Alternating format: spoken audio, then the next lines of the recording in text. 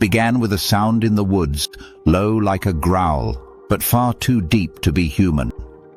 Then came the sightings, eyes like coals, and a body that didn't belong. The town called it a trick of the dark, a shadow people imagined, but behind closed doors, everyone knew the truth. If stories like this stay with you, make sure you're subscribed and turn on the bell. This is the Midnight Channel, where the strange never sleeps. There's a town tucked into the hills of West Virginia, not marked on most maps, a place where the trees grow too thick and the roads turn to gravel before you realize you're alone. People who live there don't talk much, not because they're unfriendly, but because they've learned it's safer not to ask questions. The locals call it Pine Bluff, though that may not be its real name. Even the welcome sign looks like it hasn't been touched in decades. It's a town that feels like it was left behind, still clinging to an era when gas pumps had dials and phones hung on kitchen walls. The population sits somewhere around 200, a few more if you count the farms that lie just outside the town line. The post office still operates, and there's one diner that opens at 6 and closes when the sun goes down. People don't leave Pine Bluff often, and even fewer move in, but everyone who lives there has one thing in common. They've all heard the stories, even if they pretend they haven't. It started years ago. No one knows exactly when. Some say the 1960s, others say earlier, but it always begins the same way, with a noise, a deep rumble, like a freight train moving through the forest. Only there's no track for miles. It comes late at night, always from the trees, and always from the same stretch of woods that borders the west edge of town. People say it doesn't sound like an animal or a machine. It sounds alive, but not natural. Then there were the sightings. At first it was just kids, whispers about something with glowing eyes seen near the old mill. A tall figure that moved like smoke, too fast and too quiet to be a person. Parents chalked it up to imagination, teenagers trying to scare each other, but then the dogs started going missing, one by one. Family pets vanished without a trace. No signs of struggle, no tracks. Just empty yards and chain collars lying in the dirt. After that came the livestock. Farms on the edge of town reported animals found mutilated, sometimes left in the open. Other times arranged in patterns no one could explain. Sheriff Harold Briggs opened an investigation. He was a Vietnam vet. No nonsense, not one to entertain ghost stories, but after 3 weeks of patrols and a dozen sleepless nights, he told his deputies to stop asking questions. He called it a wildcat, even though no one had ever seen a cat that stood 7 feet tall, or walked on 2 legs, or left behind scorch marks in the grass. The sheriff stopped talking about it after that, and so did everyone else, but it didn't go away. Hunters refused to track near the West Woods. Some left town entirely. The trees there grew twisted, branches that bent the wrong direction, bark that peeled like skin. A local preacher claimed the land was cursed. Said the creature was a punishment, something ancient awakened by sin. Others said it was something from the sky, that what people had seen wasn't an animal at all, but something not from this earth. The stories kept circulating, but no one would speak on record, not to reporters, not to outsiders, and definitely not to the government, because Pine Bluff had learned something, a truth carved in silence. Whatever lived in those woods wasn't meant to be understood, and talking about it only made it worse. The first sighting that anyone ever wrote down came from a boy named Eli Mason. He was 12 at the time. It was early spring, still cold enough for breath to fog in the air, and the trees had just started to bud again. Eli lived with his grandmother in a small house at the edge of the woods. The kind of house where the floor creaked even when no one was moving, and the porch light flickered like it was tired of being on. He was walking home from the town library around dusk, cutting through a narrow trail most locals used to shave off 10 minutes from Main Street. That's when he heard it, branches snapping, heavy but slow, like something big was moving carefully through the trees. He stopped, looked around, didn't see anything, but then he noticed the silence. No wind, no insects, no birds. Just the sound of something breathing, close. Eli ran, didn't stop until he hit the front steps of his grandmother's house. He tried to explain what he saw. Said it had long arms, pale skin, and eyes that looked like hot coals. No pupils, just light. His grandmother didn't say a word. She just locked the door, turned off all the lights, and sat with him until morning. She never asked what he saw. She didn't have to because she had seen it too. Years earlier, back when she was young, she thought it had gone away, but it hadn't. Other sightings followed. Most were never officially reported, just passed between neighbors in hushed tones over coffee or behind drawn curtains. A man named Curtis Weller said it came to his barn, that he saw it standing in the moonlight, motionless, watching his horses. He said the animals didn't panic. They just stood frozen, like they couldn't move. Another woman claimed she saw it on her roof, a flash of white as she closed her upstairs window. When she looked again, it was gone. A few described it differently, not always tall, not always pale. Some said it shifted, that it changed shape depending on where it was seen, like it was pulling something from people's minds, choosing a form that matched their fear. One man said it looked like his brother who had died 10 years earlier. Another claimed it looked like a deer, but with backward legs and eyes that blinked sideways. Whatever it wasn't consistent, and that made it harder to deny. You can ignore one story, maybe even two, but not a dozen. Not when the people telling them had no reason to lie. Then came the photographs, or at least, attempts at them. Hunters set up trail cams, motion-triggered devices meant to catch coyotes or the occasional bear, but when they checked the cards, most of the photos were corrupted, lines of static, washed-out flashes of light. Or worse, images that were too clear. One showed a shape, humanoid but distorted, its head stretched too long, its limbs uneven, almost like it had been caught mid-shift. The hunter who took that image left town a week later, didn't say goodbye, just packed up and vanished. People started whispering that the creature didn't like being seen, that every time someone tried to prove it existed, it got closer, and then people stopped trying. They took down the cameras, stopped asking questions, and stayed indoors once the sun went down. Stores in Pine Bluff began closing earlier. Kids weren't allowed outside after dinner, and the trail Eli used to take home from the library was quietly overgrown until it disappeared. The town was changing, not because of what was known, but because of what was felt. Everyone knew something was out there. Even if no one had the words to say it, something shifted in Pine Bluff after the second summer of sightings. People stopped pretending. It wasn't public. No one made speeches. There were no warnings posted at the edge of town, but it was obvious.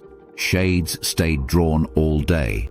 Porch lights that once stayed on all night were suddenly turned off, and people who once waved at neighbors now looked away.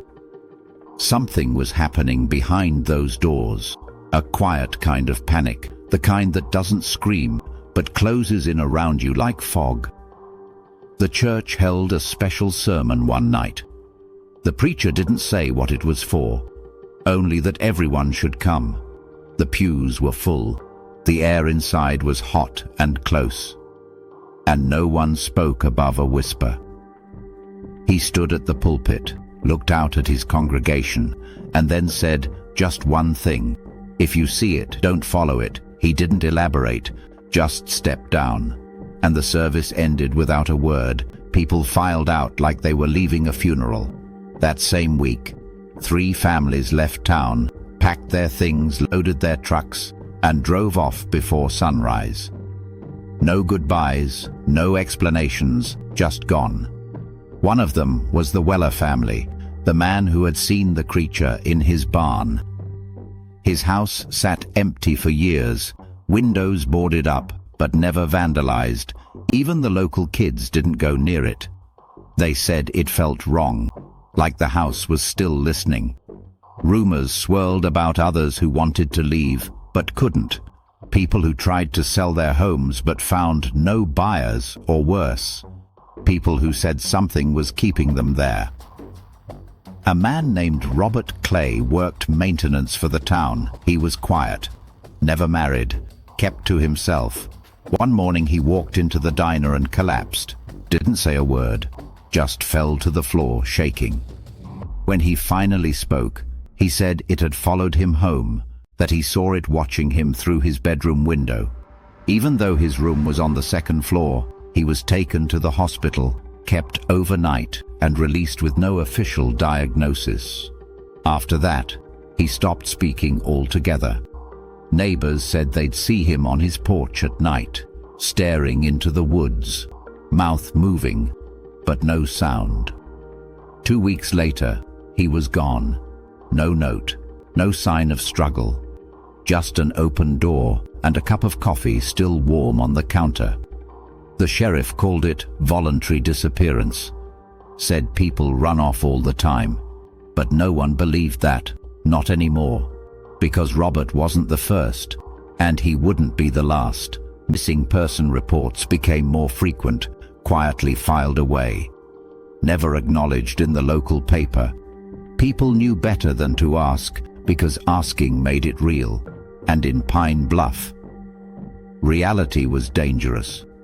Some said the creature was choosing people, not at random, but with purpose. That it was looking for something or someone, and that once it had what it wanted, it would leave. But it never did. Instead, it got closer. There were reports of scratches on front doors, not from animals, but long straight lines, like claws dragged through wood. Others found dead birds on their porches, arranged in spirals, their eyes missing. One woman claimed she woke up with dirt on her feet, even though she hadn't left her bed, and one morning, all the streetlights on the west side of town were shattered. No one heard it happen, but the glass lay scattered like stars on the pavement, as if something had moved through and erased the light. The town held a meeting that night. No officials, no records, just people gathering in the basement of the old town hall. They made a decision, one that would change Pine Bluff forever. No more questions, no more stories, and no more talk of the thing in the woods. If anyone asked, it was just coyotes, nothing more. It wasn't courage, it was survival, and from that night on, the town fell silent. It didn't take long for people to realize the silence hadn't fixed anything. The woods were still there, still waiting, still watching. And whatever lived inside them had started coming closer. More than one person claimed to see it at the tree line, just standing there, unmoving, as if it knew exactly where the boundary was and chose not to cross it. Not yet, but the fear wasn't just in what people saw. It was in what they felt. A pressure in the air, change in temperature that came without wind, a feeling that time had slowed, like the woods were breathing, and you had wandered too close to the mouth. Then one night, everything changed.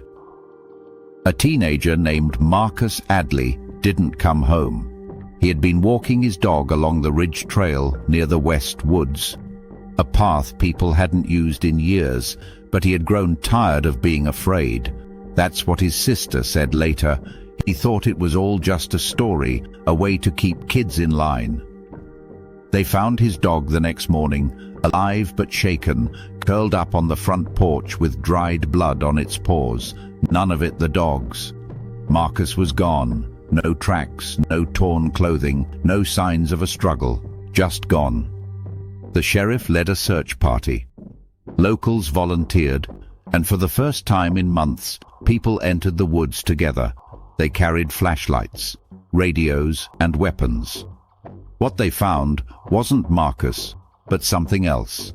Half a mile in, they came across a clearing no one remembered being there before.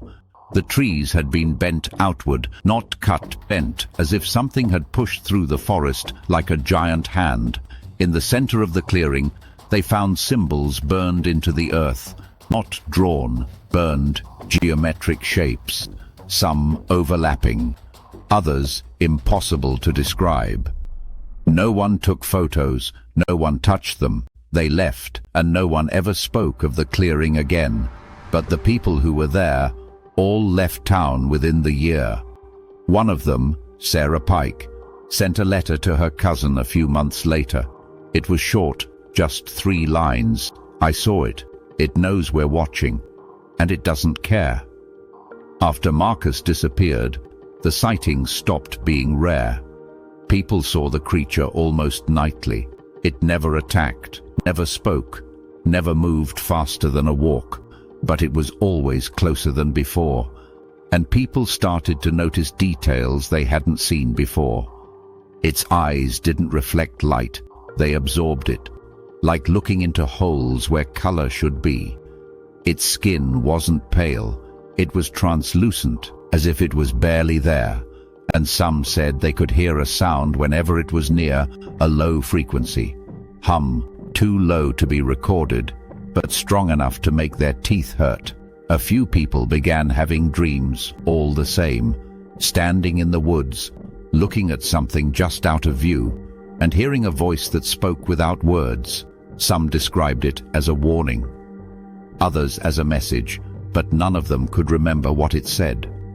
Only that they woke up with their ears ringing and the smell of dirt on their hands. One man who claimed to see the creature up close said it looked like it was trying to be human, but couldn't quite get it right, like it had studied people from far away and copied the shape, but not the movement. He said its arms were too long, its face too still, and its chest didn't rise when it breathed. If it breathed at all, that man left town 3 days later, moved without telling anyone. His house has been empty ever since. People stopped walking near the woods. They stopped looking out their windows, but it didn't matter because it had already found its way in. The town of Pine Bluff didn't call it a cover-up. Not officially. There were no classified files, no black-suited men knocking on doors, but that didn't mean it wasn't happening. Something shifted after Marcus disappeared, and after the clearing was found, people stopped reporting sightings, even when they happened in broad daylight, even when entire families saw the thing walk across the road in front of their car. It was like an agreement had been made, unspoken, but binding. Don't talk about it. Don't ask about it. Don't give it power. And the fewer people knew, the safer everyone felt. The sheriff's office stopped responding to calls from the west side of town, said they were dealing with staffing shortages, that it wasn't safe to send patrols into the woods at night. The local paper ran a story about Marcus one time, just a small paragraph about a missing teen, no photo, no follow-up. The pastor stopped holding sermons. The library quietly removed any books about local folklore or cryptids. And the town's only history teacher retired early, moved away without a word. But the strangest thing happened when someone tried to investigate. In 1996, a college student from out of state came to Pine Bluff, said she was writing a thesis on unexplained phenomena in Appalachian towns. Her name was Amanda Voss. She was polite, professional, carried a tape recorder, and wore glasses that never quite stayed on her face.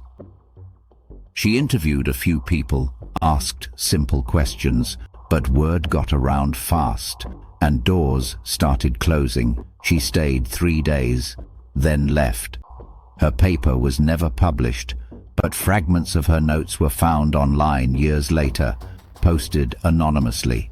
In one of them, she wrote this: "They don't just not talk about it.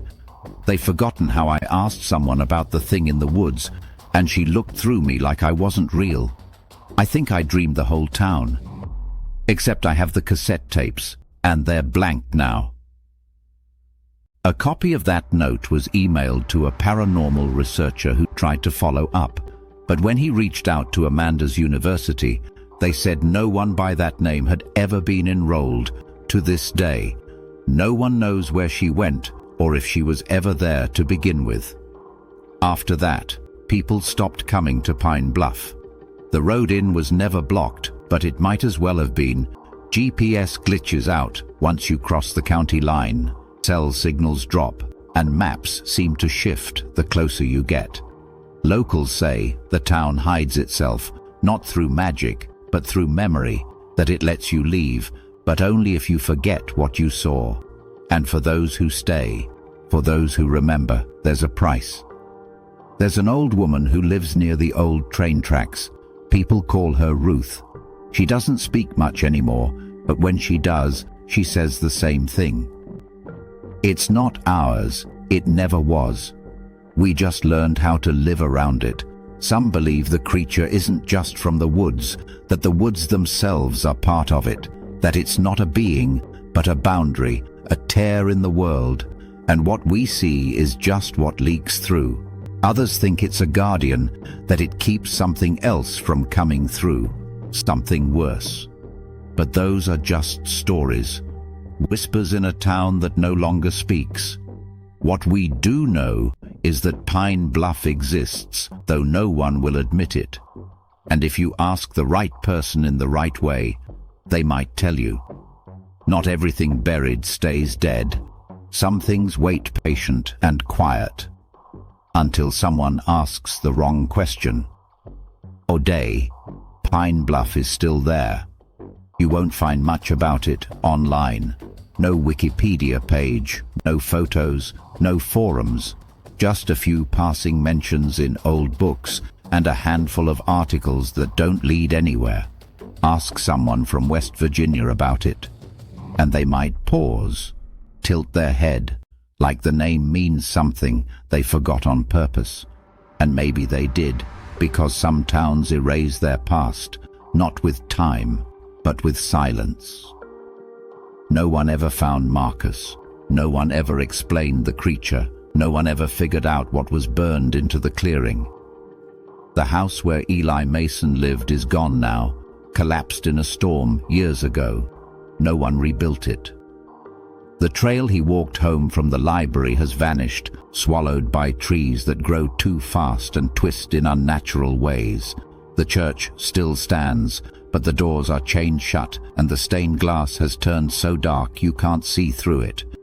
The woods remain thick and endless, unchanged. They don't make noise anymore. Not like they used to, but sometimes, when the wind dies and the night goes completely still, you can feel it, like something watching from between the trees, waiting, not for you, but for someone else, someone who forgot or someone who came back. There's a reason no one talks about Pine Bluff, not in books, not on podcasts, not on television, because to talk about it is to remember, and to remember is to open a door. New mysteries are revealed every week. This is the Midnight Channel, where the strange never sleeps.